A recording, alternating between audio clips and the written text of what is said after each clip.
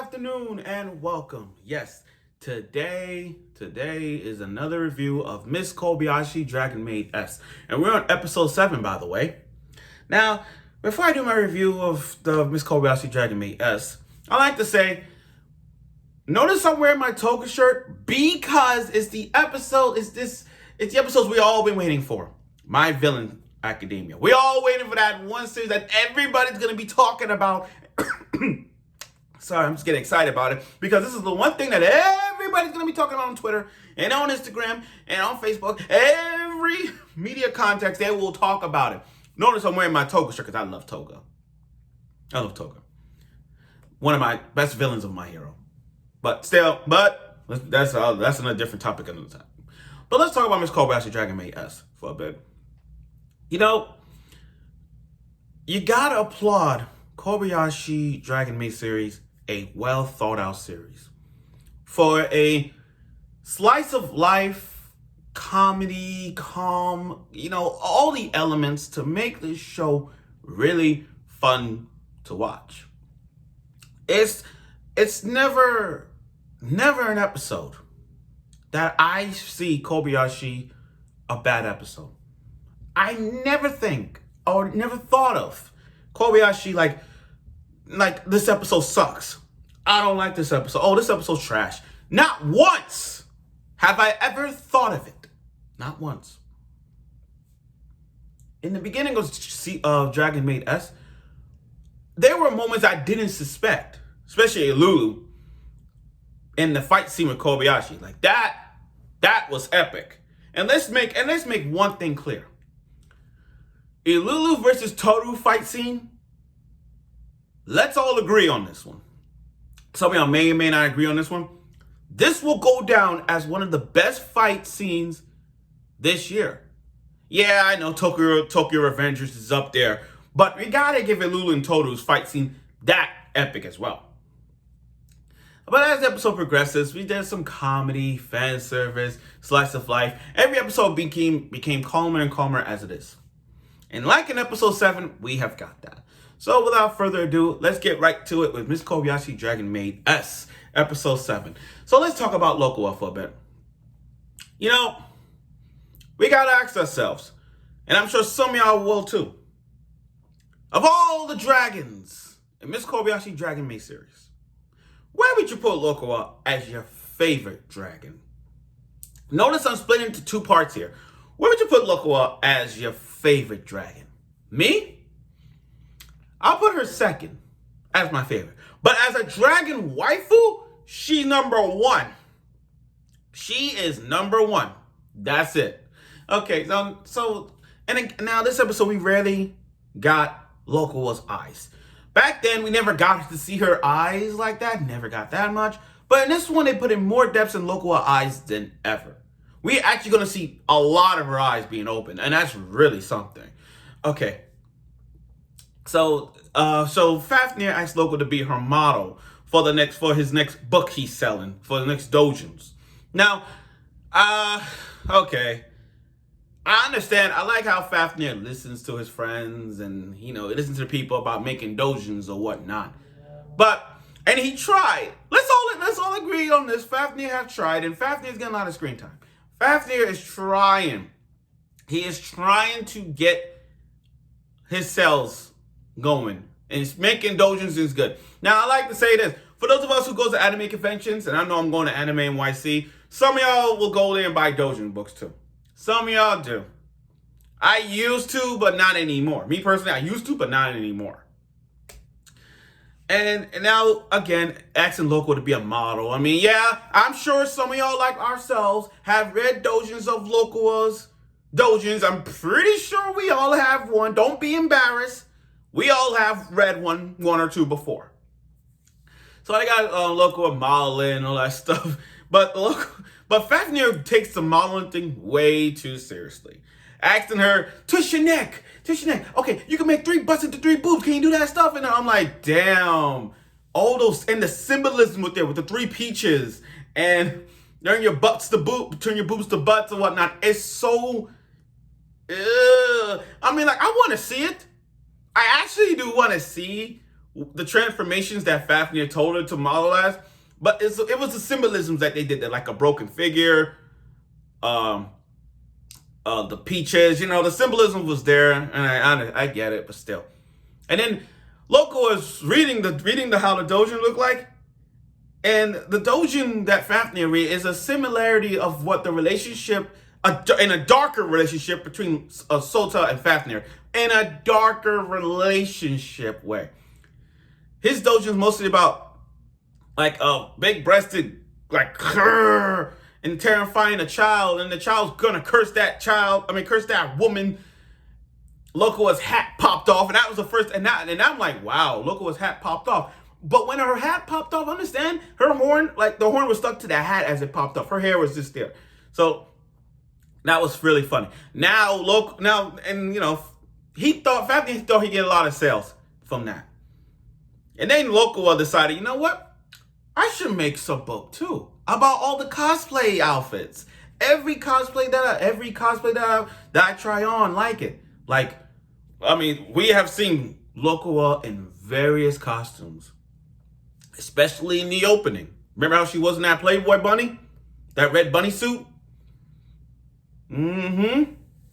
Let's not forget that, guys. So, the day of the convention, her book called Huge Melons. And I'm pretty sure that's out there right now. If I see an anime YC, I'll see. But still, Fafnir he's not, how do I say this? When you're doing dojins, guys, you got to give the people what they want. You got to listen to the people, give them what they want, what their taste is, and then they whoosh, got it right up there like a little arrow, like bullseye, got the target. All right. So Kobayashi's friend Takiya, he got his sales, Locoa got her sales of Huge Melons. Good book, by the way. Got of all her outfits, she got that sold out. But for his books, didn't sold out. He still got his copies. He sent one copy to Sota, and Sota looked so like terrified, vulgar, dark, whatever. But when he read Locoa's, he literally flipped the fuck out. Be gone, devil! He flipped out. I hope he doesn't burn that book. I kid you not. Now, another calm episode is a sleep episode. This is the first time that Loco is understanding humans in some ways, figuring out how humans sleep. What's the purpose of sleep? Why do we need sleep? That's that. Loco and Toru, we don't see Toru sleep that much, because she, having dragon powers and all that stuff, becoming a dragon like like Toru herself, she doesn't really get that much sleep. Kind of like how Fafnir's, because Fafnir, remember how Fafnir was? He had to guard a treasure or whatnot, so he has to stay up at all times. So we don't really see him sleep. But now Toru is coming in and approaching Elma, and what's funny about Elma and Toru? They have this sort of rivalry that's so, somewhat of a Sakura Ino thing. You know what I mean? Sakura and Ino's rivalry, it's got to go down like in terms of like a friendly rivalry. Sakura and Ino's is like that. So when I look at Toru and Elma's rivalry, it's somewhat towards that. They arguing about walking, and then Toru saw Elma and treating her like a pig, and I'm like, oh my god. But that's not the purpose. But that's not that. The purpose of this is how Toru understanding why humans sleep, why they need sleep for energy purposes and all that stuff. So she understanding what it means to have sleep once in a while, to dream, to have dreams, or something that you want, something that you be ready to go, stuff like that. The cute thing I found about this scene, this sleep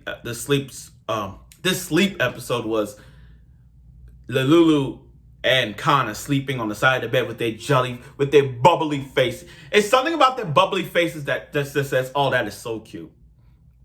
Now, okay, we are not surprised at this moment again. Kanna, Saikawa's, let's just get out the way. Riko with her Kanna-gasms. it's why are we not surprised at this moment? Why are we not surprised? We knew this was gonna happen. So the whole group decided to make a newspaper. You know, you got one friend who got the selfie stick, one friend who's so energetic, and you got the one guy, shy boy, with his hair covered down his eyes. Dun dun dun. And I'm like, here we go. So they want to do a little investigation. So they're like, okay, we're gonna spot some ghosts. Oh God, where to begin? So they go on the other side of the school, going to steps, you know, playing rock, paper, scissors, doing some kind of King's game. That's, you know what? I gotta say this. Kanna defines the definition of memes in some ways. Kanna is the definition of meme because when she hugged, it's like, hug me. That's gonna be a meme. That's a meme or a gif. I think that's gonna be a gif, I think. But her reaction said, hug me. Saikawa got so hyped and started hugging her. I'm like, oh my God, here we go. Here we go. Now, the thing about Kanna, and we kind of slept on this moment. We kind of slept on Kanna for a bit. Kanna is very kind-hearted. Like, she has a very, very kind heart. She's living a life as a kid. Like, in other words, like, what I mean is, she understanding how kids have fun, how, you know, do this and that. And, you know, looking at Kanna, she's actually growing. She's actually growing. And she's not afraid. She actually, what Kanna's doing to us is that she's reminiscing of how we were back as kids. Think about it. As kids, we used to go to the park, play tag with our friends, you know, kick the bucket, kick a pebble or something. That was back in the days, you know. That was back in the days. We thought about doing those, you know, those back in the days we used to do those kind of things. So seeing Kanna hanging out with her friends, you know, I mean, we hang out with our friends, but what Kanna does is just like, it's reminiscing our childhood. That's what it is. It's reminiscing our childhood. So with them playing soccer, yo, Kanna plays soccer like nothing. I mean, I know Blue Lock is coming out, but damn, you're going to have Kanna playing soccer. And the way she plays soccer was so much intensity with that speed. And oh my God. Oh my God. We all know she's already powerful. She's just hiding her true power. But the way how she played it was really spot on. Saikawa, oh, here we go. Always fantasizing. Saikawa fantasizes about her marrying Kanna, and she's, as Kanna's the bride and she's the groom. She literally had that imagination quick. Now as they're running from these other big guys, they stumble upon the art room. Kanna, with very eye skills, while they're looking outside the window, Kanna has very eye skills. See, spotted something sparkling around. Grabbed it, and it's a manly fairy. It's a manly fairy.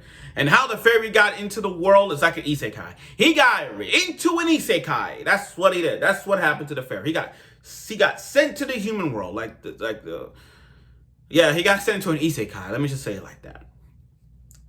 And Kanna, you know, Kanna's telling this fairy man, like, I like humans. Humans are nice or whatnot. Very, you know, Kanna has grown so much.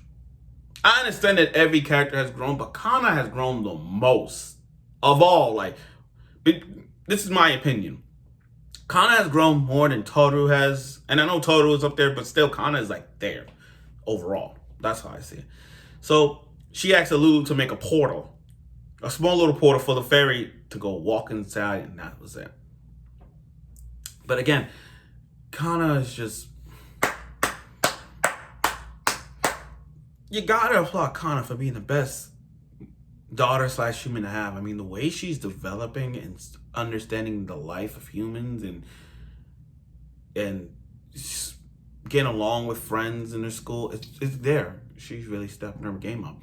Now, but again, this was, again, like last week's episode, this was a very calm episode. Funny as it was, it's still a very calm episode. And that's what I like about Kobayashi Dragon Maid series. It's always a calm, delightful episode to watch. Slice of life type, if you prefer that, if I prefer saying that. But still, it's there. Now, next week is going to be a Lulu episode, along with that other boy that has, somewhat of a crush on Lulu. And I think looking at the previews, it's going to be like one of those dark episodes, because when you have a dragon in the rain, it's not Kanna's with the meme. Anytime you see, I think we're going to have a dark, sad moment. I think a Lulu backstory, the way I see it. But let's see how this goes. I'm really looking forward to it. So thank you for watching. But like I said, great episode, calm episode every time. There's no hate on this show. It's how it is, and it's really spot on. So I look forward for next week's episode of Miss Kobayashi Dragon Maid S. I'm sure some of y'all are waiting for next week's episode as well. And don't forget, we got this. So stay tuned for next week's episode review of Miss Kobayashi Dragon Maid S, and I hope you will.